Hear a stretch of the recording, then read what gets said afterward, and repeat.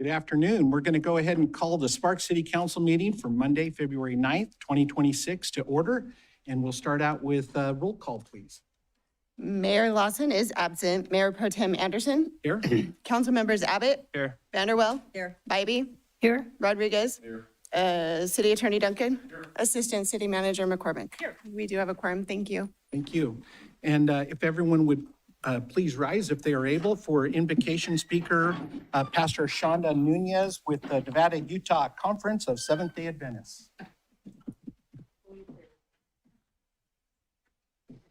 God, our source of wisdom and of all that is good, we thank you for the city of Sparks, for its people, its history, its resilience, and for the opportunity to serve a community that continues to grow and thrive.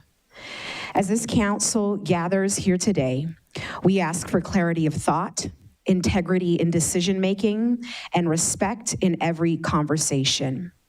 May differing perspectives be met with open minds, and may the common good remain at the center of every choice. Grant patience where challenges arise, courage where difficult decisions must be made, and humility to listen to one another and to the voices of those we represent. May the work done here today strengthen trust, promote safety and opportunity, and help ensure that the city of Sparks remains a place where families, businesses, and future generations can flourish. We are grateful for this time, this responsibility, and for the shared commitment to serve. In Jesus' name, amen. Thank you. And if you'll remain standing for the Pledge of Allegiance, Assistant City Manager, Ms. McCormick, would you mind leading us? I would be glad to. Please join me in the pledge. I pledge allegiance to the flag of the United States of America and to the republic for which it stands, one nation, under God, indivisible, with liberty and justice for all.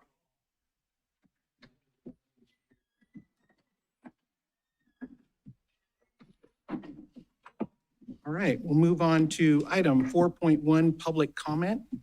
If you would like to make public comment, if you have not already done so, please fill out one of these forms and hand them to the young ladies at the end of the table here. First one we have is Jean Griffith.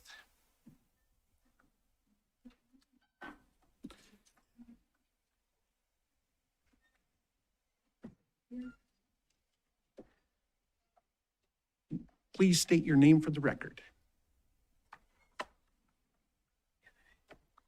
For the record, my name is Jean Griffith, and I'm a resident of Sparks.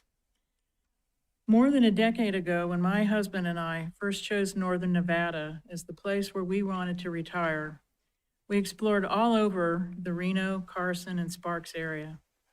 We really liked Sparks, despite our real estate agent pushing us towards Reno. We found a home in the vistas that we liked and one in Wingfield that we loved, and ultimately that was the home we purchased.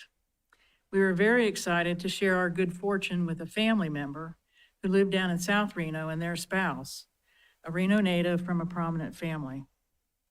You might imagine my shock when, in response to the news that we were going to reside in Sparks, the Reno's native reaction was, and I'm paraphrasing here, along the lines of, well, you know, you can't see Sparks from here, but you can smell it.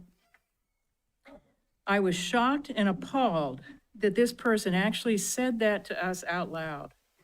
It was the first I knew that Reno natives have absolutely no respect for Sparks or the people who live here. What is more disappointing for me in this moment is my concern that the lack of respect this council may seem to have for their own city.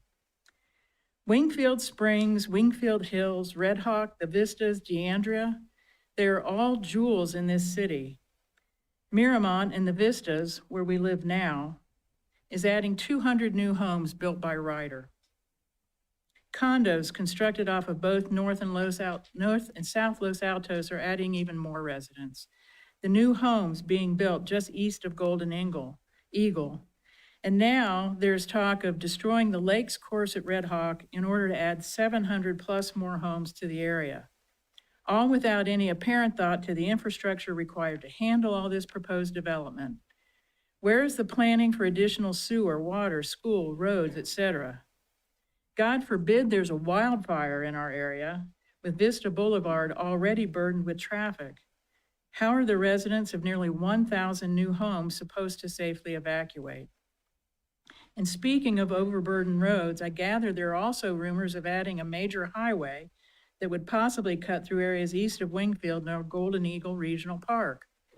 Why not bring in tractor trailers through residential neighborhoods? That'll be fun and safe for everyone.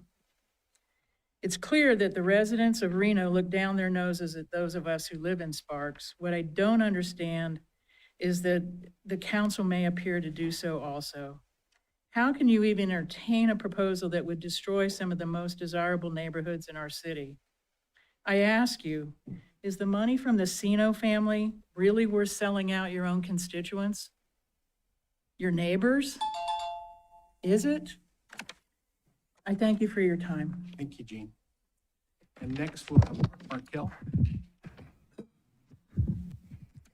A Yucaipa man was in critical condition Friday at Loma Linda University Medical Center, where he was taken for treatment of head injuries after a car crash Thursday, authorities said. Mark Markell, 24, was thrown from a 1977 Datsun as it overturned on Live Oak Canyon Road at the eastbound Interstate 10 off-ramp at 4:30 p.m., said California Highway Patrol's Officer Amber Drysdale. The driver was driving south on Live Oak Canyon Road when he lost control of the car, struck a curb, and skidded into the off-ramp. The vehicle rolled over several times and landed on top of Mark Markell. Okay, I hear, good afternoon, Mr. Mayor Pro Tem, City Council members, City Manager, and City Attorney. I'm sorry. I'm just here to warn you people and show you people what can happen when you get in a car with a drunk driver. But I was in the car and we were doing 100 and we rolled 8 times. And the car landed on not there. I basically want to tell you, warn you people and show you people what can happen if you get in a car with a drunk driver. I'm not all there, but I'm out there to warn you people and show you people. I don't have much more to say. I just want to be an example. Thank you. Thank you, Mark. Next up is Melissa Partika, followed by Catherine, and I apologize, the last name, Riles?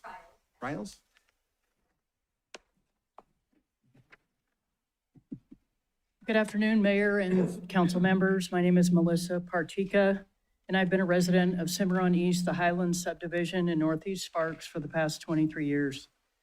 I'm here today to oppose 3 proposals that are before you, and more importantly, their combined impact on our community. First, I strongly oppose the proposed RTC Connector Road along the eastern border of our neighborhood, extending from the top of La Posada. This area is heavily used by residents like me for hiking, walking dogs, and enjoying one of the last quiet open spaces in this part of the city. These natural areas would be destroyed to create a high-speed, high-volume bypass intended to relieve congestion on I-80. While I agree that I-80 has become increasingly congested, that congestion is largely driven by warehouse development along USA Parkway in Story County, not Sparks. Diverting fast-moving traffic into residential streets posted at 25 to 35 miles an hour is unsafe and dangerous. These streets are school bus routes, pedestrian, and bike corridors, and are even frequented by wild horses every year. Second, I oppose the proposed development of more than 760 high-density homes on the Red Hawk Lakes Golf Course. This area includes an environmentally protected wetland and was designed around it. Even setting the environmental concerns aside, the traffic is significant. Vista and Sparks Boulevards are already at or beyond capacity and are a constant source of resident complaints. Vista Boulevard, particularly now between Holy Cross Church in Hubble Drive is currently in a state of complete disrepair. Adding hundreds of homes and subsequent increased traffic will further strain an already failing infrastructure. Third, I strongly oppose the closure or browning out of Sparks Fire Station 5 on Vista Boulevard. When we moved to the Highlands in 2003, fire sprinklers were required because there was no fire station within 2 miles. Station 5 later provided critical coverage, including a paramedic staffed ambulance. Closing Station 5 would increase emergency response times to our neighborhood from approximately 2 to 3 minutes to over 8 minutes from Station 6, without even accounting for traffic congestion or the fact that Station 6 would be serving a much higher call volume with the addition of those proposed homes. Those delays can be a matter of life or death. Individually, each of these proposals raise serious concerns. Together, the RTC connector, 760 new homes, and the loss of our closest fire station, that creates a very dangerous situation. Who will respond to traffic accidents, medical emergencies, or fires? How will residents evacuate during a wildfire or a flood if Vista and Sparks Boulevards are gridlocked? More traffic, more congestion, more pollution, loss of open space, increased risks and environmental harm. These are all consequences we face. I strongly oppose all three. Thank you very much for your time. Thank you, Melissa. And Catherine? Followed by Fred Krueger, please. Good afternoon, Catherine Rios. I am in strong opposition of selling off Nevada public lands in Washoe County. I oppose the Northeast Connector I oppose the destruction of the Paw Raw National Conservation Area. I oppose semi-trucks driving on the same roads as school buses. I oppose construction trucks with no screens or covers on their loads. I oppose Burning Man vehicles with items and materials improperly secured and unsafe on their vehicles. I have seen firsthand what has been happening, continues to happen in northern Nevada. Let's take a look at the McCarran Business Center, USA Parkway, RTIC area. I used to hike all over the mountains in the USA Parkway area. Long before all of the destruction, the ugly data centers, huge warehouses, heavy traffic, fencing, and locked gates. This beautiful high desert area was once one of my go-to hiking areas. It was once home to an abundance of wildlife, from lizards to wild horses, and any and everything in between, including predators. It was off the beaten path with wildlife, natural water sources, and a go-to peaceful location. It was where I first truly noticed the black-collared lizard, a big, fast reptile you would see sunbathing on a rock or running quickly across my path as I was hiking. Let's not forget about Nevada wild horses that called this area their home. Nevada politicians need to preserve our water, wildlife, including wild horses and burros, and our land. Selling off public lands in Washoe County to obtain land on the Paw Raw Range will have the same end result. It will just be a repeat of the destruction that has taken place in the RTIC USA Parkway area. The Northeast Connector will impact and destroy the homes of an abundance of wildlife: deer, antelope, bighorn, coyotes, mountain lions, bobcats, wild horses, the list goes on and on. The Northeast Connector will bring excess traffic, noise, pollution, trash, and transients into the nearby communities and into our neighborhoods. The Northeast Connector will have a major impact on every homeowner from Home Run along Vista to La Posada, from La Posada down to Pyramid Highway. Those in favor of the Northeast Connector have no idea of the huge financial impacts this is going to have on homeowners' properties, the toll this will take on homeowners' health, or just they don't care because it won't have a direct negative impact on them directly. It is time for Story and Lyon County to develop homes, childcare centers, and provide community resources for the individuals working in their counties. City of Sparks has continually stated there are no funds to build, improve, or enhance roads in northern Nevada. What is going on within the Department of Transportation? Where is the $9 million from Uprise? Where is the $25 million in discrepancies? Where is the $25,000 unaccounted for invoices? Where is the $20,000 unauthorized vehicle modifications? The state of Nevada needs to complete a thorough investigation within the Department of Transportation and provide a detailed report of the findings. It is imperative all concerns are reviewed and taken into consideration. Thank you for your time. Thank you, Catherine. Fred? followed by William Sukar. Good afternoon. My name is Fred Kruger. Just as a quick background, I've had 32 years in federal government and 7 years in state government. I live at 7999 Orange Plains Drive in Highlands at Cimarron, and I'm here to oppose the Northeast Connector for the following reasons. One is the planning that RTC has done. And I think that really needs to be looked at because I use the example of Pyramid. And RTC proposed the widening of Pyramid from McCarran to roughly Walmart going north. Then they stopped there and they put sidewalk barriers and sound walls up. They should have extended the 3 lanes all the way to Pebble Creek if they wanted to have traffic going to 80. And it doesn't matter because it goes both ways. I have sat at the intersections in the morning. It's not 50-50, but at least 40% of the traffic is going north in the morning with 60% going south. So it's not just going to 80 both ways, but yet they choked it down and that wasn't right. So that's just poor planning in my opinion. Number 3 is that the people in Highlands at Cimarron are actually scared of the Northeast Connector. A lot of us own our homes. Yes, we're retirees and we moved here, like other people have said, for the peace and quiet. Sparks has that, and open space. But these people are scared from the standpoint that the Northeast Connector could reduce their values to where they're underwater in home values. So they're actually scared in the people I have talked to so far. So I don't want to be just a NIMBY. I commend you folks for being here because it's a tough job. I'd be the first to tell you that. But at the same time, you need to do better planning, and I think there's some alternatives. One would be to redo Pyramid now, extend it all the way to Pebble Creek. Instead, what we did with the planning, RTC, which I've been critical of RTC, they spent $438 million, this is a fact, on the Northeast Connector study. $438 million, poop.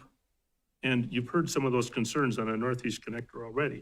So then let's go to Vista, which is a concern, I understand, it's busy. We're not going to get away from traffic in Sparks. But the fact is, we're widening Vista up to Bering. Why wouldn't we widen Vista up to at least Rayleigh's now to let the traffic isn't going to get less. You know that. So why wouldn't we extend it now while it's cheaper versus, well, let's go to the Northeast Connector. So I'm against that.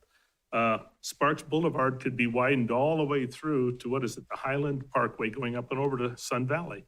No, we're going to add 1 lane at Pyramid and Sun Valley to put more traffic on Pyramid. We'll let it bleed on through to Sparks. At least it would take some of the pressure off of that. That's my opinion, and I look forward to visiting with you. Thank you for your hard work. We love it here in Sparks. Thank you. Thank you, sir. William? Followed by Diana Mackey.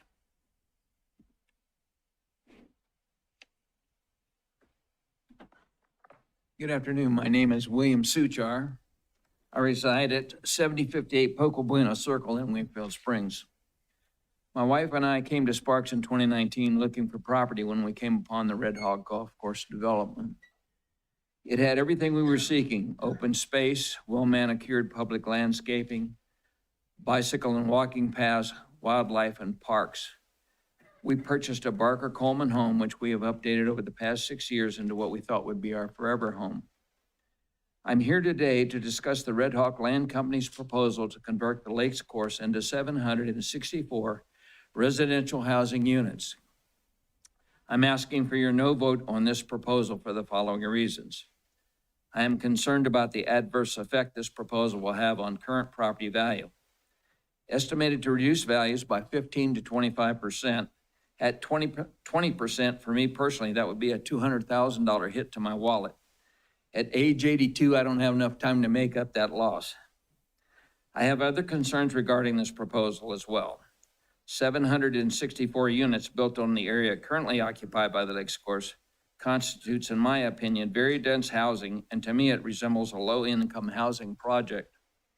Additionally, 764 units converts into 1,500 or more vehicles utilizing the existing community roads, which already suffer from curb-to-curb expansion and contraction cracks every 50 feet on average.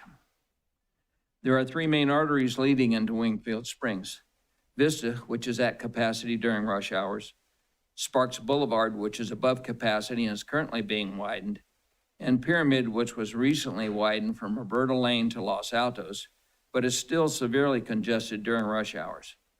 1,500 additional vehicles utilizing these three entry points will make rush hour traffic a nightmare. I know that water rights are involved with this proposal, and I wonder how the additional water requirements will be met. Also, our sewage treatment plant is currently operating beyond its design capacity and will require a serious and very expensive upgrade. I'm concerned who will pay for that. Approval of this proposal will likely result in an adverse impact to the health of many senior residents living through the increased noise, along with dust and dirt, as earth movers reshape the terrain, eliminating open space and wildlife habitat, while destroying the lifestyles current residents contracted and paid for to live there. Finally, I am aware that Red Hawk submitted their own analysis on the financial benefit to the city should this proposal be approved. I would respectfully request that the council obtain independent consultants to ensure an unbiased evaluation on the actual benefit to the city. Thank you for allowing me to express my concerns today. Thank you. And Diana? Followed by John Corbin. For the record, my name is Diana Mackey. I've been a resident of Wingfield Springs since 1999. I live in Council Member Bybee's Ward 4. For transparency, I also serve on the executive board of the Democratic Party of Washoe County. However, I am here solely as a private citizen. Those of us who live at Red Hawk experience this area in a way that cannot be understood from the outside. We see coyotes walking past our patios, many times with someone's pet in their mouth. We see hawks perched on our fences. At night, we wake up because we hear the frogs or the owls or the carp nesting in our pond. And in the spring, we see the families of ducks and geese crossing the roads with their new babies. We occasionally glimpse the neighborhood bobcat or watch raccoons scatter during an evening walk.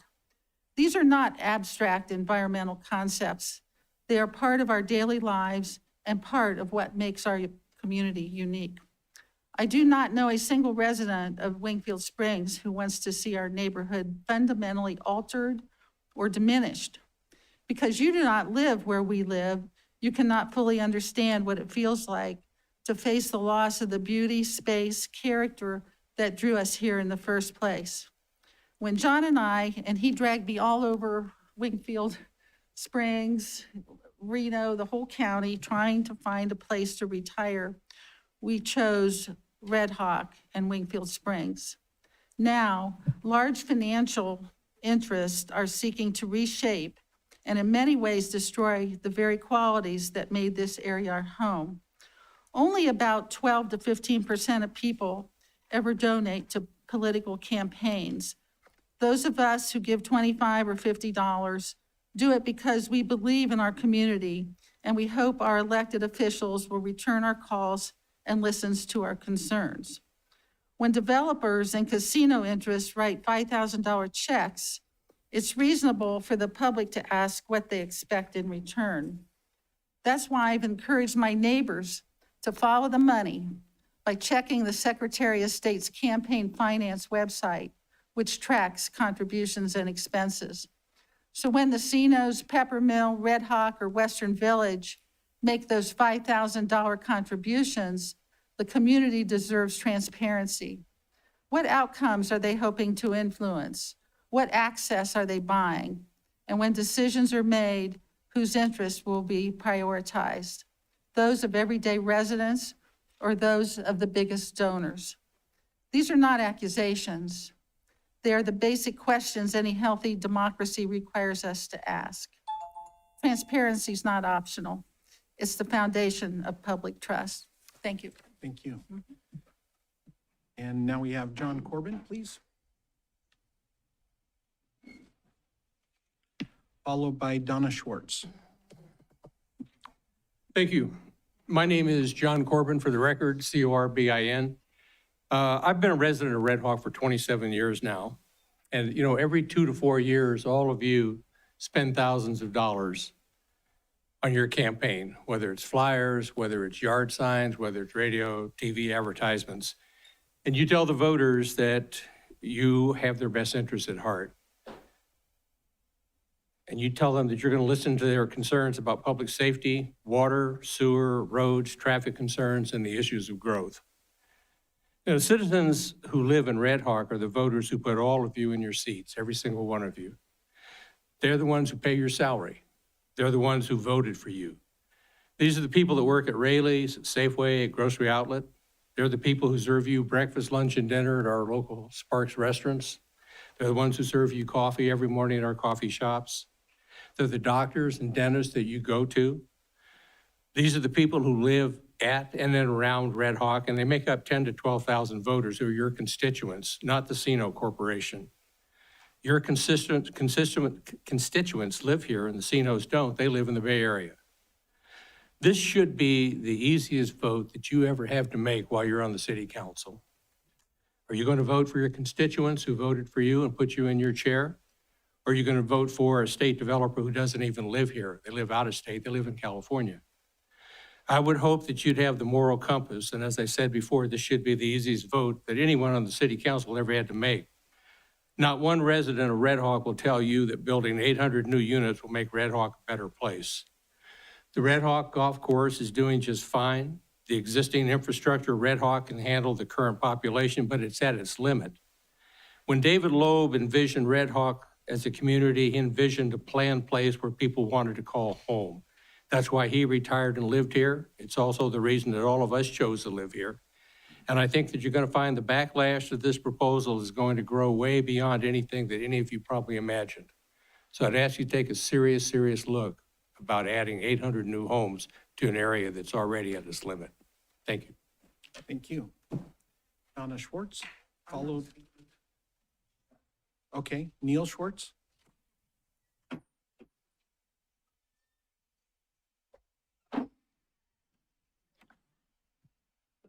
Good afternoon. My name is Neil Schwartz, and I am running for State Assembly in District 31, which is part of Red Hawk. I'm here today to talk to you about the proposed additional development of this area. I've been a realtor for over 30 years, and I've worked in development of subdivisions of 50 acres or more, both in Pacifica, California, and in Contra Costa County on the foothills of Mount Diablo. There are three major problems with this development. One being the infrastructure, which includes water, waste treatment, and roads, which are not fully covered by the proposal. Two, the environment, which includes traffic, noise pollution, and endangered species that use the golf course as their habitat, like the spotted owl. The third is a financial one by the homeowners that will lose the value of their property because of depreciation caused by not having the views or losing the status of not having a golf course home. When this project was originally designed, the developers sold their homes and priced them with the idea that they were surrounding a golf course. There are homeowners now that are thinking of selling their homes, and which because of they're going to lose their value. This could cause a crash in the real estate market in this area if these homes don't sell quickly. According to figures on the internet, the golf course and the clubhouse generate $14.4 million. However, owner developers feel that they're losing money, especially in the winter when they can't play golf and there's snow on the ground. This is Sparks. It's not Las Vegas, it's not Hawaii, and it's not Palm Springs. They should have realized this when they first started developing this property. When the development was originally approved by the city, it had room for an additional couple hundred homes. Now they want to add an additional 600 for 800 homes. If you approve this project, you will cause deterioration in the quality of life of the Red Hawk community. I stand in solidarity with the Red Hawk homeowners and oppose this project. I want to thank you for allowing me to talk. Thank you. And Beth Cooney?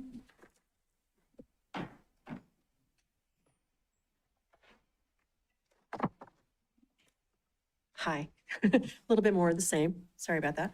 I'm Beth Cooney, and my husband and I reside at 2871 Billy Dove Court in Sparks. I'm here today to talk in opposition to the upcoming Cino Homes proposal to change the master plan and replace Red Hawks Lakes Golf Course with high-density housing. We built our custom home in Wingfield Springs in 2003. We selected the community to make our investment based on the master plan. A master plan serves as an implied contract between landowners and the governing body. As citizens, we have the right to expect a master plan communities won't be fundamentally changed. As our trusted elected representatives, we look to you to make decisions that maintain the long-term health of the community above the short-term promise of tax dollars. In a time of immense housing growth at Spanish Springs, preserving community open space and the beauty of Wingfield Springs is the right choice for the entire community. Wingfield Springs is a coveted area within Spanish Springs. The most expensive homes and highest property tax contributors in all Sparks are at Red Hawk. Homeowners have paid tens of thousands of dollars in lot premiums for their location based on a beautiful community that has come to fruition. I am a successful realtor and have sold many houses in the Sparks area. With plans that have leaked out, the potential demolition of the essence of Wingfield Springs has already stopped sales. I currently have 2 homes listed in the community. We had a deal cancel, in fact, just this week based on the proposed project. The ultimate sales price for these houses will be less than current market value, and it remains to be seen how much that will be, but it definitely will be as much as, you hear estimates of 10 to 20%. Approving these plans would irrevocably, harm the homeowners and residents in the community, taking the specialness, beauty, and open space away. There are many other solutions that would maintain open space and specialness of the community. Just because the Cino organization can't make money on the golf course doesn't mean that somebody else can't. If that's not possible to sell to another golf course operator, there are many other options that would serve your constituents and the future of Sparks. These options have successfully been implemented in other communities and include bond efforts for community to purchase the land, regional parks, and more. I urge you to consider all the options and impacts of this detrimental proposal and vote no when the time comes. Thank you. Thank you. All right, is there anyone else that wished to speak? All right, we're going to go ahead and close public comment and move on to item 5.1, approval of the agenda. Do we have any changes or do we have a motion? Councilmember Abbott. I move to approve the agenda submitted.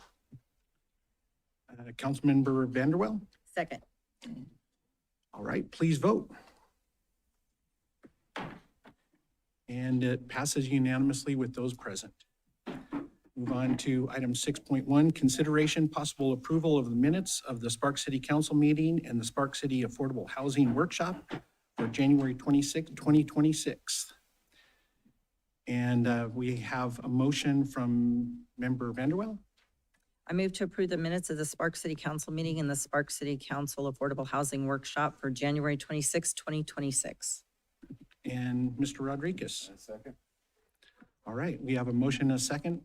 All those wish to, I'm sorry, yeah, let's vote. Passes unanimously with those present. Thank you. And with that, we'll move on to item 7.1, proclamation for Black History Month. Do we have anyone here for that event? All right, go ahead and read it.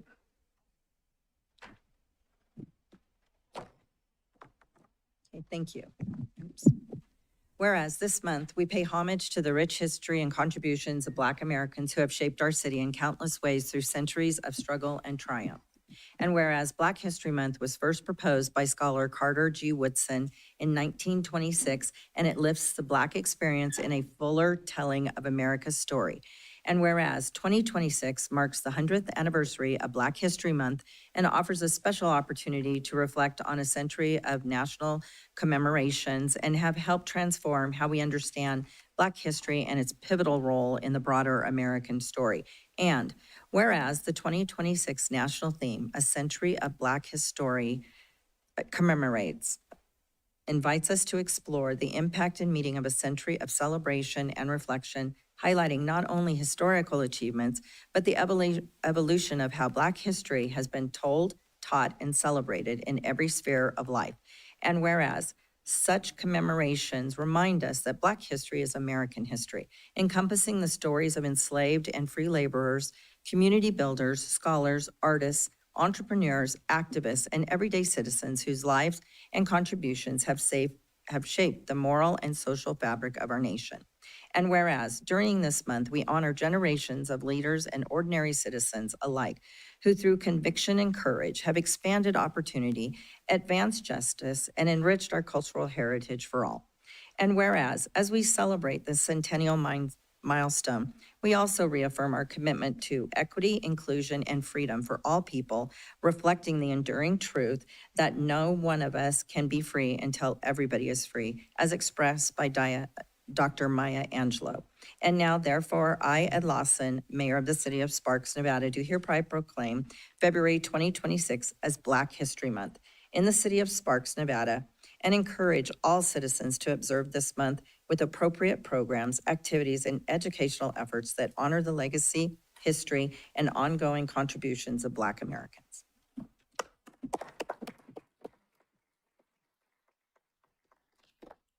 Okay, we'll move on to item 7.2, proclamation for National News Literacy Week. And do we have anyone here for that? Come, if you would, come on down. If you'd both like to come down, please take a seat here. Member Bybee will read the proclamation, then we'll give you a moment to speak. Thank you, Mayor Pro Tem. Whereas news literacy is the ability to critically evaluate the credibility of news and other information, recognize the standards of fact-based journalism, and make informed decisions about what to trust, share, and act upon. And whereas strong news literacy skills empower individuals to engage thoughtfully in civic life, contribute to informed public discourse, and strengthen communities. And whereas National News Literacy Week highlights the importance of providing students and the public with tools, resources, and learning opportunities that foster critical thinking, media awareness, and responsible information consumption. And whereas the News Literacy Project is a national leader in advancing news literacy education by providing free curriculum, professional development, and resources to educators nationwide, and continues to support a broad coalition of partners working toward this shared goal. And whereas National News Literacy Week is made possible through the collaboration and support of educators, journalists, libraries, nonprofit organizations, community groups, families, and sponsors who are committed to promoting fact-based information, civic engagement, and helping learners of all ages navigate an increasingly complex and rapidly changing information landscape. And whereas the week of February 2nd to the 9th, 2026 has been designated the 7th Annual National News Literacy Week, encouraging communities across the nation to elevate news literacy education and awareness. Therefore, on behalf of Ed Lawson, Mayor of the City of Sparks, we hereby proclaim the week of February 2nd to the 6th as National News Literacy Week here in the City of Sparks.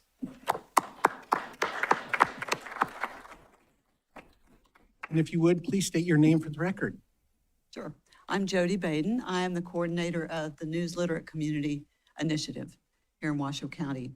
And if I could invite you to go to our website and sign our pledge, and if you would indulge me in just a moment to read it, you might be really motivated to go there.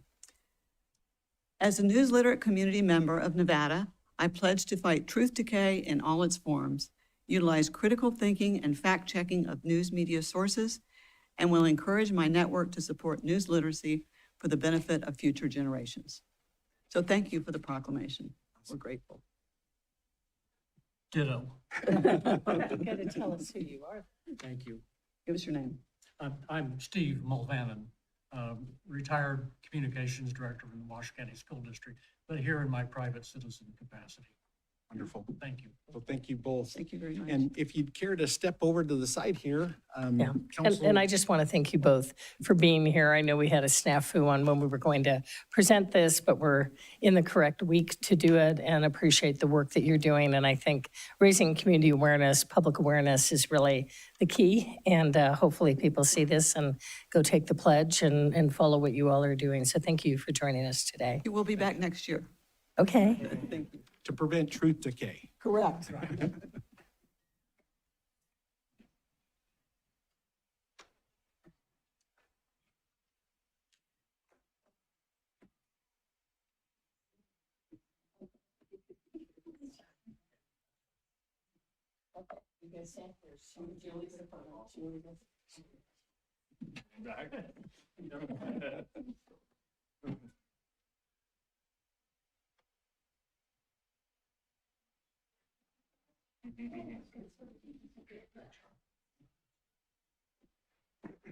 All right, we'll move on to item 7.3, presentation from Hexagon Unified Computer Aided Dispatch and Records Management Suite Software Replacement Project for an update. Hello. Good afternoon, Mayor Pro Tem, members of council, Russ Elder, your IT development manager for the record.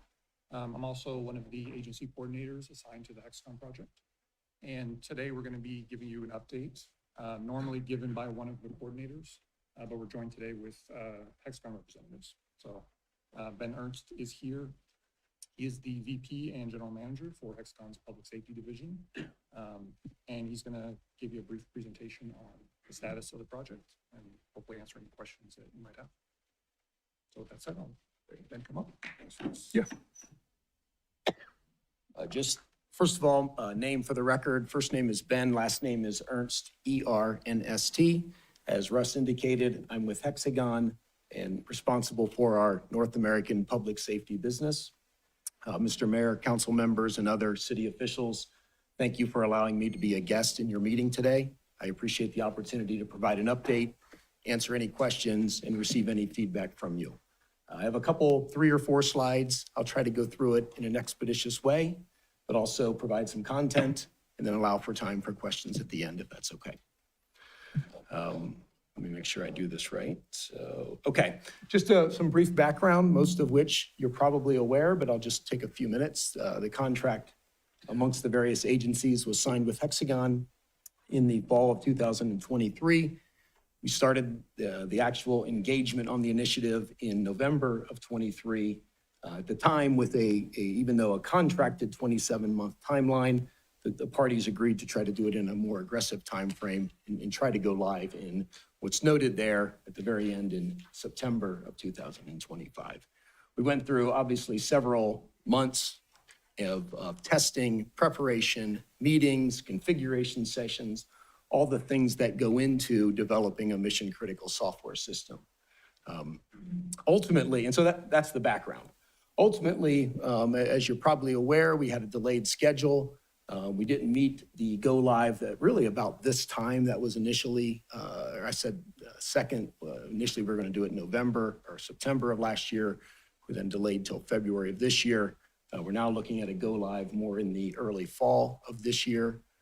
As we try to finalize the interface development, that's all the integrations to the third-party systems in and around the county and state. And we're doing the remediation of the software issues to meet the requirements that have been contracted. And then, as I mentioned, we're preparing for the go live later this year. Just a couple other things in terms of the timeline. I just tried to lay out kind of where we're at between now and then. As you see, we're in kind of the final testing phases, working with the agency coordinators and members of the different various public safety agencies, police, fire, EMS. And then we'll go into a more elongated, I think it's a 90-day training schedule. That's, again, part of the contract that we allow that much time. And then eventually I have the go live and then the reliability period towards the end of 2026. A couple just critical next steps, and I think this is my last slide, and then certainly welcoming any questions, is, as I mentioned, we're completing the system readiness right now with all the different departments and agencies that are involved. I mentioned the end user training. I have a line there for contractual alignment, and I guess what I really mean by that is, as we've gone through and worked together with the different departments, it's my understanding and certainly been presented to me that there's been some unaccounted for expenses that the various cities and counties have had to incur. And so I'm working with the agency coordinators, the CIOs, and other kind of agency representations just to make sure that everybody's made whole, if you will. And so we're working through that right now. I've been in several discussions in the last 2 weeks with members of Sparks, Reno, the county, as well as REMSA, as we work to a conclusion there. I'm optimistic, and I would hope that my peers on the customer side, your side, would agree with that. And then eventually the project go live. And so, again, just kind of did a quick run through there because I think I wanted to leave more time for questions and comments that you may have of me as it relates to the project. I think, yeah, that's the last slide. So I don't know if I went too far there on the slide deck, but nonetheless, that was a quick update. Well, thank you for being here and talking to us. You mentioned in your presentation about it being mission critical, not only for the city of Sparks, but our entire region. And appreciate you giving us an update other than, staff saying, hey, here's where it is. But we'll open it up for questions from the council. Do any of the council members have any questions? Member Bybee. Thank you, Mayor Pro Tem. So Ben, I know this has been a really long road and a very frustrating one. And for people in the general public who don't know what we're talking about, Hexacon is basically our dispatch system, regional dispatch coordination, correct? I mean, in the simplest terms, and trying to do it regionally and upgrade what we need to do for all of our safety in the whole region. So it's been frustrating that the timeline has been pushed really a year past what we originally had hoped for. I guess I'm glad that we're working with you. I'm glad especially that you're looking at the additional expenses and time that we've put in, all the jurisdictions, to have this, to make it successful, which it needs to be. It's critical, and it is mission critical to get it done right. But I appreciate the fact that that Hexacon, that you are looking at what our costs were and our time, and that we can work out being made whole, as you said, on what we have expended on this project that is really important. So I guess my question is how certain are we that we're looking at the September for go live? I guess it's hard because we've had so many hiccups and it just seems to be taking forever. How can you reassure me that we're looking at September as being a pretty realistic date to get this live, because it is so important that we get it on board? Yeah, I appreciate the question. And as you said, just for clarity, we're today, in terms of when 911 calls are made, we are not the system of record today. We are working to become that in the future. Just, I think, obviously you know that, but just for clarity. I think one of the things we probably mistakenly did at the beginning is we were really focused on the go live date and less focused on kind of the system readiness, meaning that's when we start training, right? And so I think what we've done a better job of here in the last 3-4 months or so is two things. Number one, I think we've brought a more near-term goal as opposed to something that was many months out in the distance versus, and I think that's brought clarity to the project plan and the project team. I think that's one. The second thing that I believe we've done is we have several team members that spend every week here.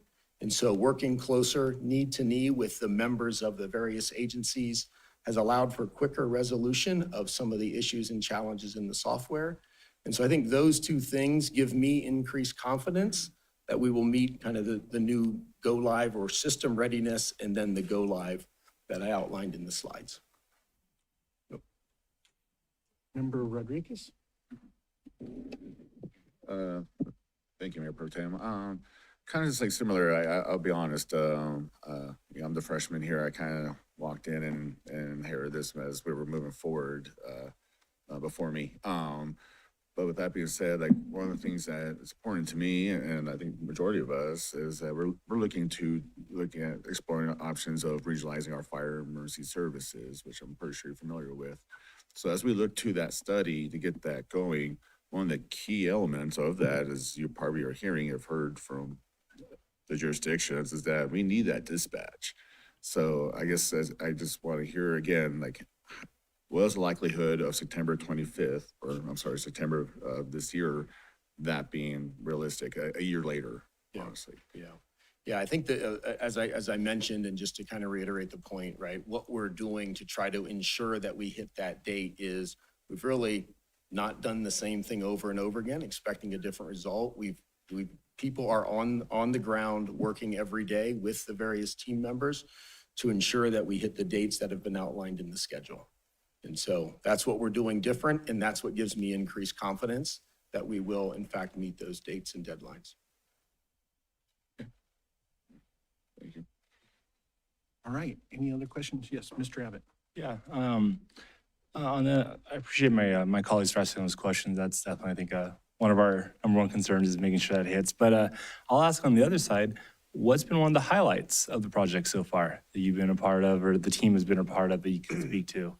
Yeah, I think the biggest thing that I would point to as a highlight is really the involvement and commitment and investment that all the agencies have made to try to make this a success. We have not had an issue from the beginning as it relates to getting access to the resources who can help us make the right design decisions. And so that involvement and that commitment from the 4 agencies has been a real highlight for me. Awesome, thank you. Right. Well, thank you very much for being here, and I think that's it for today. Appreciate it. Appreciate it. Thank you again for allowing me to be here. And we'll move on to item 7.4, presentation from Northern Nevada Public Health, and get an update from Dr. Kingsley.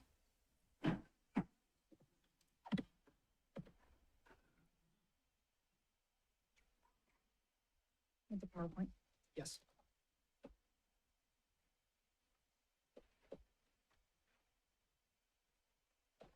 Are you sure? Yeah.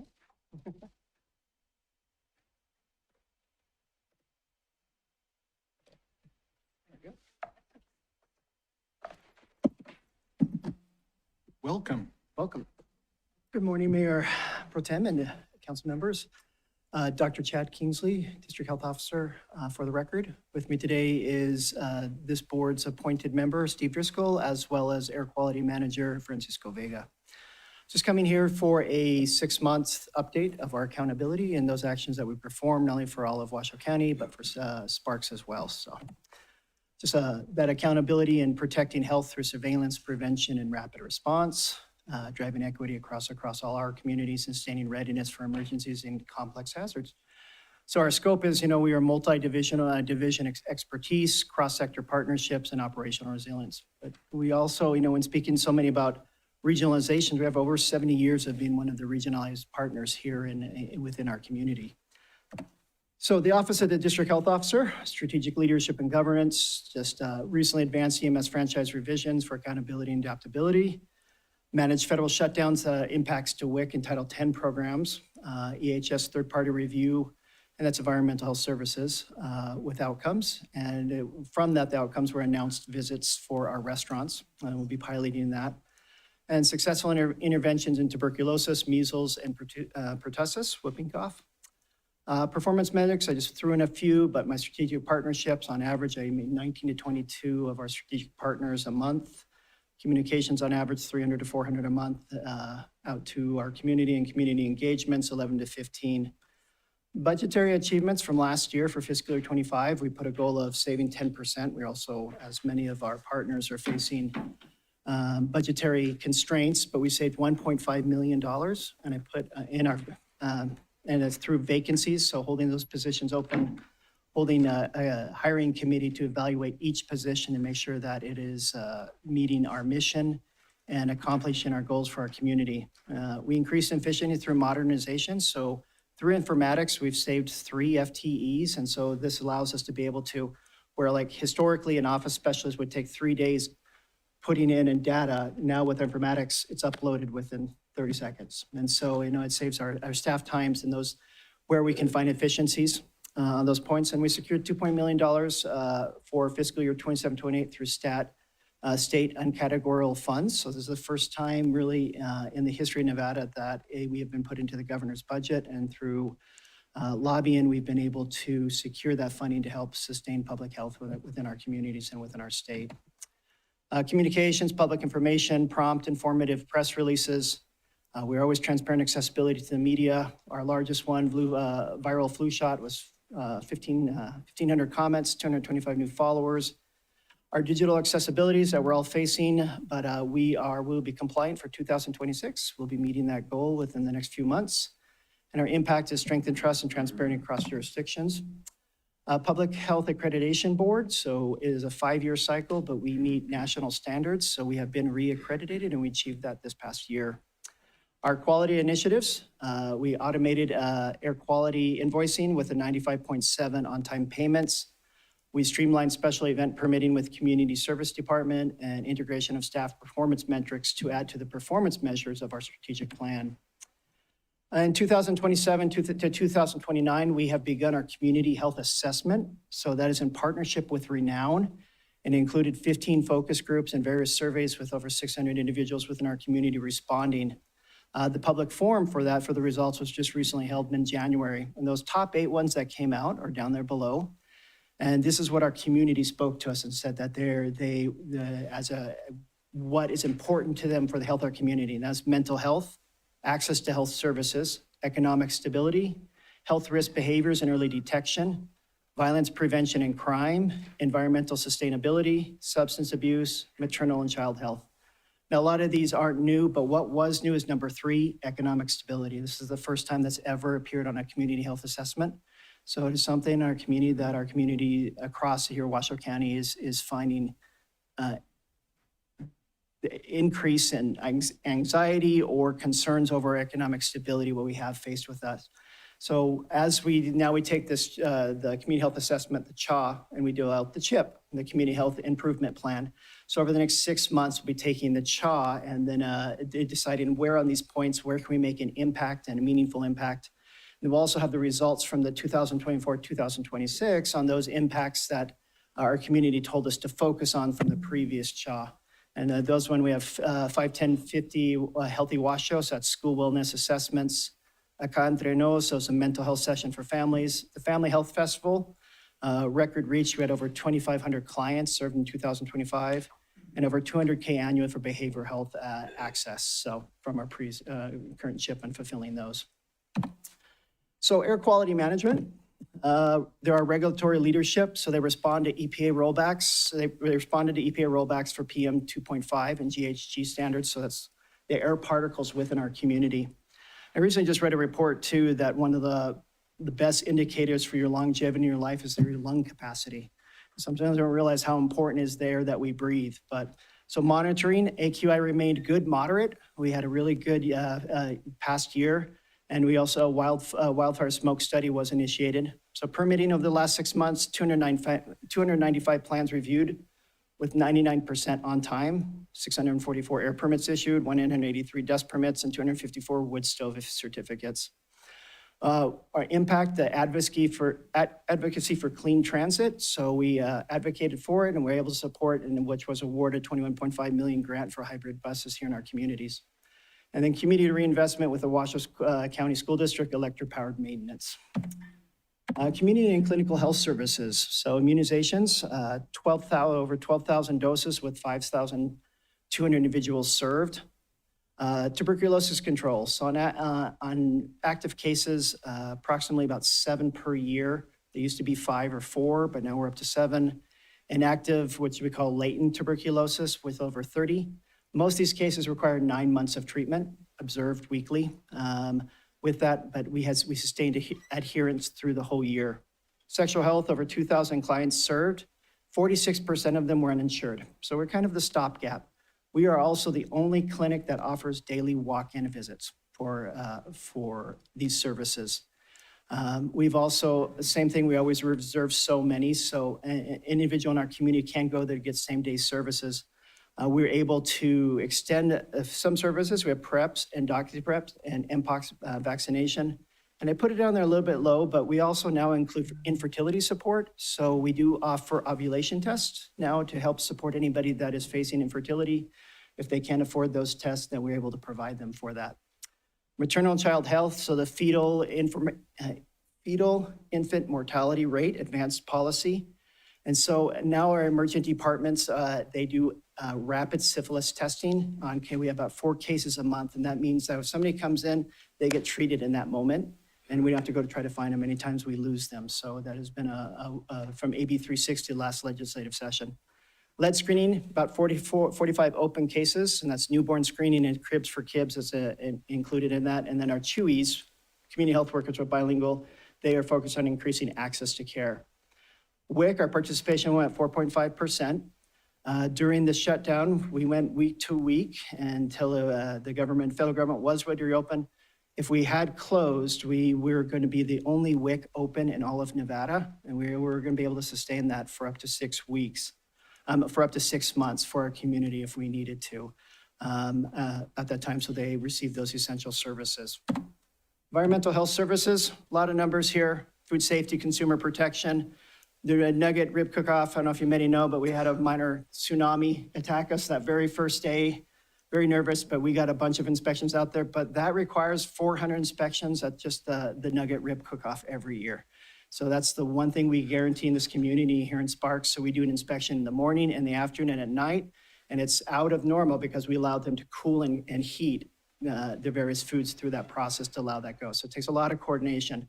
70 plus inspections for Hot August Nights and 72 for Great Italian Festival. Our active managerial courses, 25 to 31 a month. That's teaching managers of food establishments to run them correctly. Foodborne disease illness complaints, about 6 to 10 a month that we go out to. There was an infant formula recall. And also we participated in a pilot composting program here for Washoe County that you can go and pick up and transport compost. We did receive a grant for PFAS for testing our waters, even though all regulations on PFAS have been pulled back by the federal government. We are still able to have this, and so it's a safe drinking initiative to make sure that our water is safe and free from plastics. Mosquito surveillance, we still did 600 plus pools tested and 650 treatments. We did have to decrease air services, but our staff was very diligent and we were able to maintain as best a service as we could on those points. Land development, our septic wells, 71 plans, 44 new submittals. The sand filter shortage, who knew public health dealt with sand, but we engaged the public on that, had over 100 attendees. We need sand for our filters in our pools, and we found a source for it. And then we met all our inspections from pools, hotels, fuel sites, waste facilities, land and land liquid waste trucks. And then just down to performance down there, we did meet 92 to 90% within our 14 goal of our commercial plan reviews, and then over 4,000 food inspections and complaints and public records. Population health, so that's our epidemiology. Community respiratory dashboard, so now this is updated, so anybody can go in and at any influenza, they can see the past 5 years, what our trends look like, how much we had in our community, when it spiked, when it went down, and that's available to the community.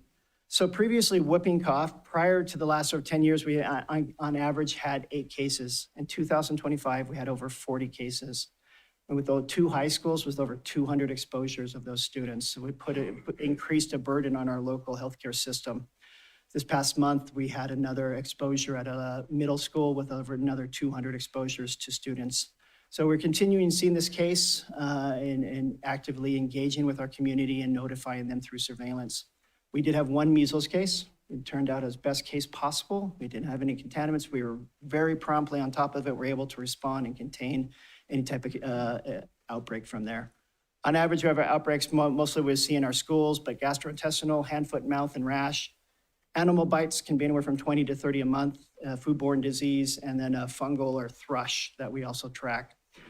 Sexual health, there's a cases there, but we initiated all cases within 5 days, and by law, we have to close them within 30 days for chlamydia and 60 days for syphilis. And I'm gonna get all through these numbers here. Preparedness, I always like to point out the IHC, the Interhospital Committee. It is one of the national, we are the gold standard for the nation on what we run, on how we coordinate all our hospitals and our healthcare system, and they come together and do an amazing interventions for our community. They did exercises on a beta burn, silver pivot, and cyber ready. We had flu pod practice. EMS oversight, priority one compliance, so 91% in zone A, 90 to 96 in zones B to D.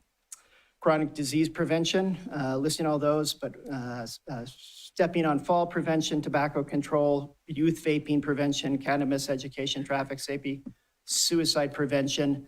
There's a recent legislative where somebody can go to a site and put, if they feel they're in a crisis, and put their firearm in a locker. No questions asked, and anytime they can retrieve it, no like that, it just provides a safe place for it. We also had a reaction, a prescription take back with over 5,000 pounds medications collected. And vital records, we do vital records, but we actually having more deaths than births, but these are our numbers on vital records that we issue out on our monthly basis. Overall, maintained essential services despite funding volatility, advanced maternal child health systems, strengthened emergency preparedness, and delivered measurable community engagement and health outcomes. Lessons we learned from the state: cyber resilience, what we need to do to prepare if that occurs, and contingency planning. A data-driven information for systemic change. Community alignment ensures operational integrity, and positively navigating federal public health dismantling. Priorities for the next 6 months. So we will be piloting the environmental health announced visits with our restaurants. We seemed rather excited for that. We'll be following through to that and see how that increases our relationship with our restaurants. For the first time since the building built on 9th Street, we have a public health building opening probably within by the end of this month, but the tuberculosis clinic, which you're all invited to, we'll send an invite to you, will be opening up. And excited for that. That's right next to West Hills, but a brand new building through ARPA. We'll be finalizing. We have a 6 months process to continue to finalize the EMS franchise revisions, and then maintain a disease surveillance. And then budget priorities. We are in a pinch. We are insolvent next year. We are addressing that, and we are having our board retreat this month, where our board received direction from our board and able to follow forward with that. Federal funding is, like all of us, we wake up a new day to something new. Tuberculosis, we did only receive 50% of our funding for the year. We hope to receive that, the rest of it for the rest of the year. And then insurance premiums, Cliff, I think we're all watching that for like that. So thank you for giving me a little extra time there. I need to shrink it down to 10 minutes, but open to questions. Thank you. All right, thank you, Dr. Kingsley. We'll open it up for questions from the board or the members of our council. Yes, go ahead, Mr. Rodriguez. Thank you, Mayor Pro Tem. I do have about 3 or 4 questions. So slide number 4, let me go there real quick. The very first bullet there says advanced EMS franchise revisions for accountability and adaptability. Can you kind of go a little bit more into that? Like, what does that mean? So as part of this is, it means that previously, if we had renewed the current contract, it would have been extended to 2036. So and with the possibility of 2042. And so working with that was something that our community, we needed a more flexible system so that if we needed to make changes more often, it allows us to be adaptable and accountable to that. And so as part of the adaptation to it, that is that on a yearly basis, we can make changes or adaptations to the franchise agreement. But it is a 5-year cycle now that we go through, and every 4th year is we designate as the overhaul of the franchise agreement. Previously, from 2014, we had to wait to 2024 where we had to address that. And then that extended out. And obviously our community had concerns, and there's still concerns. It's not a perfect, but we made it adaptable so that we can adapt to that. So right now we have a 6-month window from passage of it that allows us to go and continue refine certain points in it. But on a yearly basis, we're now able to go and address if we need to update or change. So example, with the Hexagon project, when that is completed and we see those changes and how it would adapt into the EMS system, we don't have to wait another 10 years to go in and try to change the emergency medical dispatch. We can do it on a yearly basis.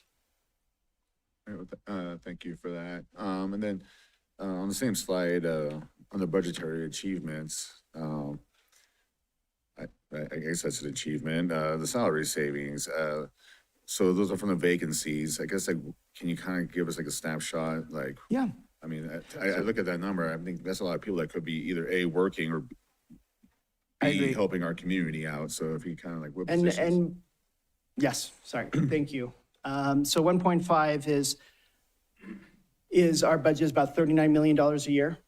And so focusing on that, yes, exactly that point, we navigated through these vacancies to be able to provide, and that's where our expertise is at. Most of our staff, about 86% of our budget is staff when it comes down to it. But these are highly trained, specific epidemiologists, the REHSs for environmental health. We have a lot of, expertise to provide these services to our community. But it was across the board. And so on average, I would just say this is about 12 positions. About 4 of them are from my office, ODHO. So anytime a position would go vacant, so we began a hiring committee. And so that would say, okay, come in and show us, demonstrate through data, and impacts and performance metrics that this is needed and what's the impact. So an example is an APRN, they kept it open, but they found that they were losing 44 appointments a day that they weren't able to meet for those walk-ins. And so we tried diligently for 3 months, but we are coming in and we do see a need. We've seen other spots, office specialists, that they've been able to adapt and been able to, has it overwhelmed or not overwhelmed? Has it affected emergency services? So these vacancies that we've kept vacancy has, yes, increased the capacity to our staff. We're right at the border of not burnout, but we have to watch that closely. But that has been allowed us to be able to recognize efficiencies where we needed to. But it has also been helped to slow our curve in a sense of the amount of money. This year, we will absorb 3.5 million from our, we had a small reserve a few years ago, and then the following year is 5.2 million, but we also have COLA increases as well every year, so. Thank you. And then I think the last one or two is on slide 15. This is something I remember when I was on the school board. It was a hot topic, and it was always a heavy concern of ours. But the teen suicide, the prevention. Yeah. Can you just for the community, and as Mayor Lawson likes to say, for the millions of viewers on YouTube, like, what are some of the resources? Like, how are you getting that message out? Are you partnering with the school district, or it's very commendable and it needs to be addressed 100%. So if you would like the suicide prevention, the individual we have, it would be a wonderful presentation. Joe Dibble, he does amazing work. On average, we have about 100 suicides a year.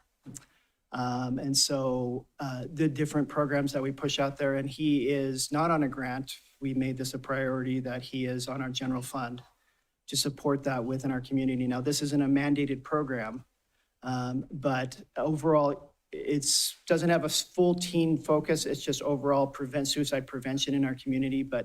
And I don't want to do him a disservice because he could come in and speak highly to it. And he was instrumental in that program with a crisis. If you own a firearm and you feel that you're in a crisis at any time and you want to put it into a safe place.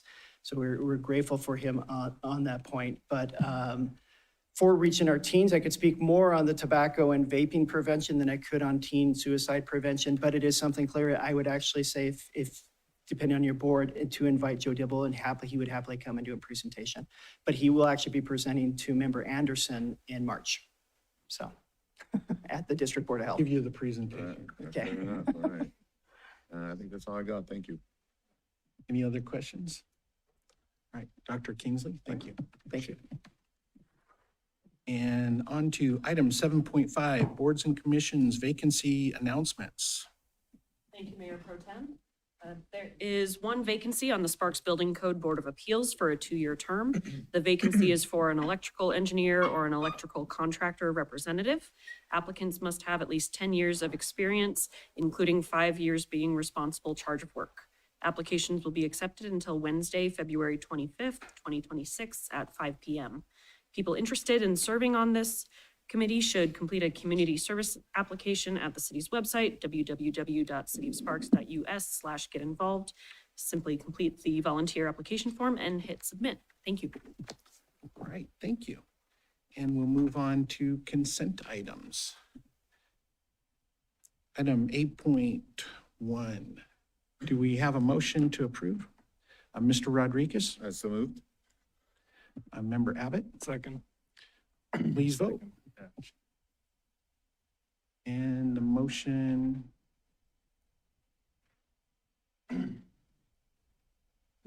passes unanimously. All right. And move on to general business, item 9.1. Consideration, discussion, possible appointment of Stephen Esquaga to serve on the Sparks Tourism and Marketing Committee, or TourMark, as a Nevada Resort Association member. And this is an action item. Do we have any questions or concerns about that? Not from the city manager's office, no. All right. Thank you. Thank you. Anyone wish to make a motion here? Member Rodriguez? I move to appoint Steven Squaga to serve on the Sparks Tourism Marketing Committee, TourMark, as the Nevada Resort Association member. Thank you. Member Vanderwell? Thank you. Please vote. Motion passes unanimously. Item 9.2, consideration, discussion, possible appointment to Stephen Esquaga to serve as the Sparks Tourism Revitalization Steering Committee as the Nevada Resort Association member. Any questions on this, or would anyone like to make a motion? Member Bybee? I move to approve Stephen Esquaga serve on the Sparks Tourism and Revitalization Steering Committee as the Nevada Resort Association member. Thank you. Member Rodriguez? Second. Please vote. Passes unanimously. Thank you. Item 9.3, consideration, discussion, possible confirmation of the mayor's appointment to two planning commissioners to serve the Truckee Meadows Regional Planning Commission for a 3-year term beginning January 1st, 2026, ending December 31st, 2028, from the following pool of applicants listed in alphabetical order: Marilyn Kramer, Carl Nieberlin, Evan Priestos. Thank you. Mike Rawson, Shelley Reed, Ricky Rodriguez Elkins, and Steven Sperber. And the mayor on this one did request Marilyn Kramer and Shelley Reed. Do we have a motion? Member Vanderwell? I move to confirm the mayor's appointment of Marilyn Kramer and Shelley Reed to the Truckee Meadows Regional Planning Commission for 3-year terms beginning January 1st, 2026 and ending December 31st, 2028. Member Abbott? Second. Thank you. Please vote. Passes unanimously with those present. Item 9.4, consideration of and possible action on the request to direct the city manager to initiate modifications to 12 final approved plans in the Kylie Ranch North Plan Development Handbook, Phase 1 through 12, for the purpose of consolidating the 12 final approved plans into one final approved plan.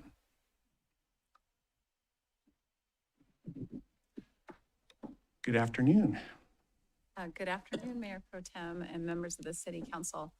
For the record, Sienna Reed, City Planner. As noted, this agenda item allows council to direct the city manager to initiate modifications to 12 final approved plans. This would be Kylie Ranch North Plan Development Handbooks Phases 1 through 12, for the purpose of consolidating those 12 approved plans into one final approved plan. And this item does respond to Councilmember Rodriguez's request from last December to bring this item forward for potential direction to the city manager.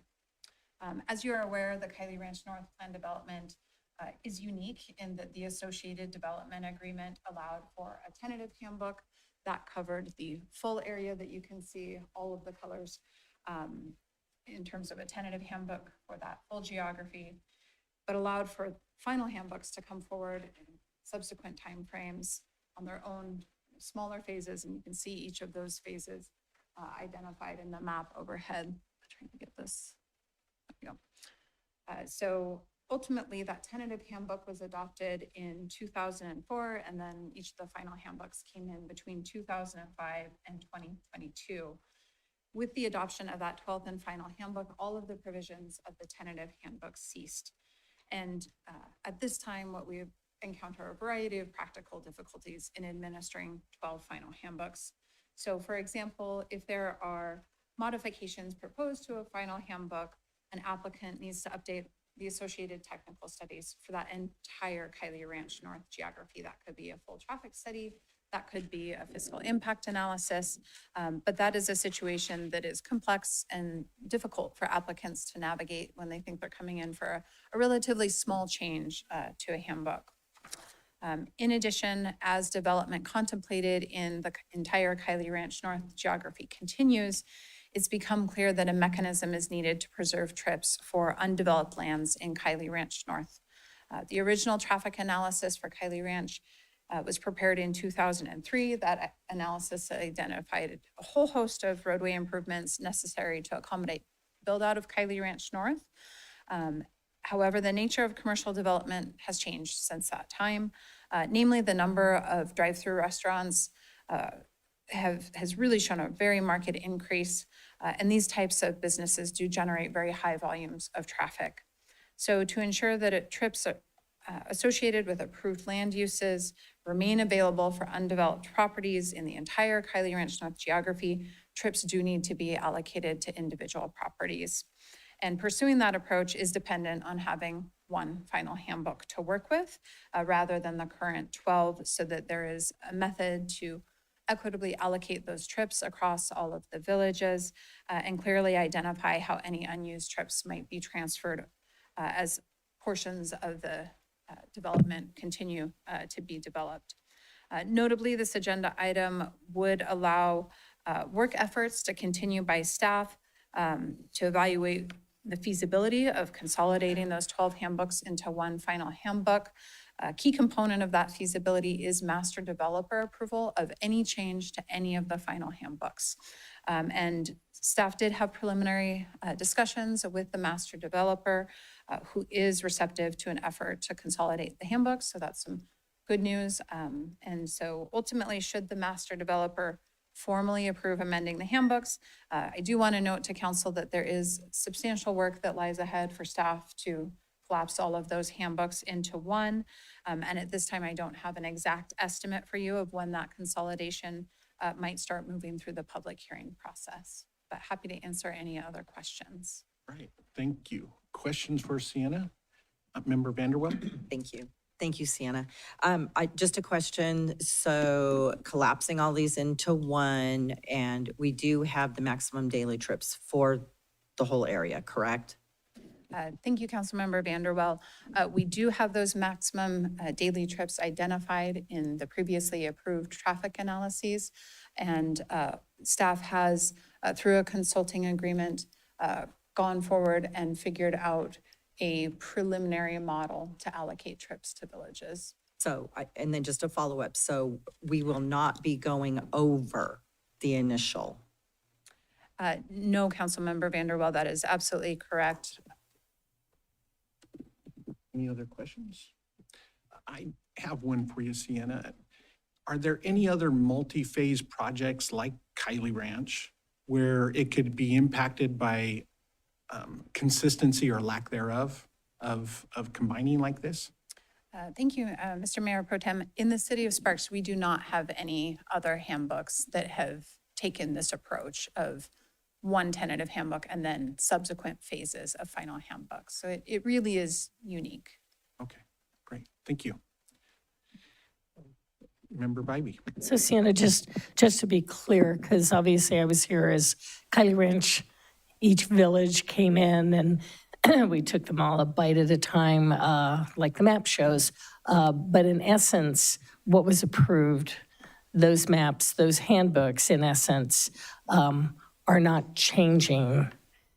Consolidating them allows any work that needs to be done because the requirements are the same across all the handbooks. They're just in separate handbooks right now. So putting them consolidated, which was request of Councilman Rodriguez, makes sense for streamlining the work that, if there is work or additional things that have to be considered. And obviously, traffic is a huge one and is one that you have already looked at that makes sense. But we're not going in and changing what's in place already with Kylie Ranch and all the handbooks that have been approved already.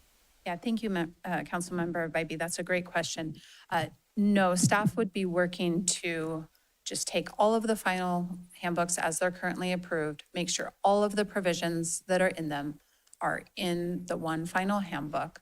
And so there'll be a lot of work making sure all of that is double-checked, triple-checked. The only new component that staff could see coming forward would be the integration of information on trips. That is something that's not currently in any of the handbooks. So staff would be bringing forward a handbook that would identify what is the maximum level of trips for each village, just so that, again, we make sure that lands that currently are undeveloped can continue to be developed. We don't want to ultimately render any of those properties undevelopable. Member Rodriguez. Thank you. I just want to say thank you for the work. I know it's been a lot. I appreciate you and the staff keeping us updated as we go forward on this. And, hopefully, I do believe, this makes sense, and it makes sense to staff as well that, we can look at one handbook as opposed to 12 separate ones. So I just want to thank you and staff on that. So thank you. That's it. Do we have a motion? Member Rodriguez? Thank you, Mayor Pro Tem. I move to direct the city manager to prepare proposed potential changes to modify 12 final approved plans, Kylie Ranch North Plan Development Handbooks, phased 1 through 12, for the purpose of consolidating the 12 final approved plans into one final approved plan. Member Vanderwell? Second. Okay, we have a first and a second. Please vote. Passes unanimously. Thank you. Okay, move on to item 9.5. Consideration, discussion, possible approval of a reimbursement to City of Reno for Sparks' share of the construction contract with Resource Development Company, DBA FAR Construction Corporation, for the Truckee Meadows Water Reclamation Facility Digester 4 cover replacement project in the amount of $4,205,200, with Sparks' share being $1,319,171.24. Good afternoon. Good afternoon, Mayor Pro Tem, Council. For the record, my name is Amy Egan. I'm the Assistant Plant Manager at the Truckee Meadows Water Reclamation Facility. I'm here today seeking approval for the reimbursement to the City of Reno for a construction contract for the Digester 4 cover replacement at Tom Wharf. Mayor Pro Tem, since I am seeking approval for the engineering services during construction for the same project, after this, I would like permission to present both items at the same time. Yes, ma'am. The digestion system treats the solid waste portion of the wastewater by breaking down the solids into gases and reducing the total solids that require disposal. There are 6 digesters at Tom Wharf. Digester 4 was constructed in 1979 and has been in continuous service since. The cover was supposed to be repaired in 2009, but repairs to the cover could not happen at that time. During that project, it was noted that there was substantial corrosion to the cover, and degradation has continued since that time.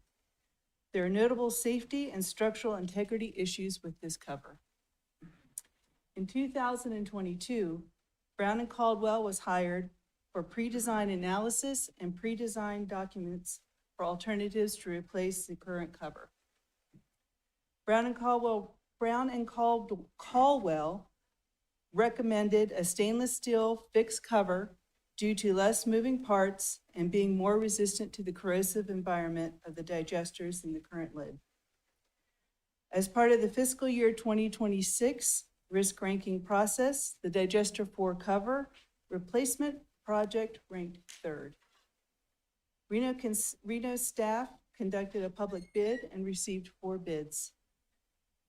Reno Resource Development Company won the bid for construction.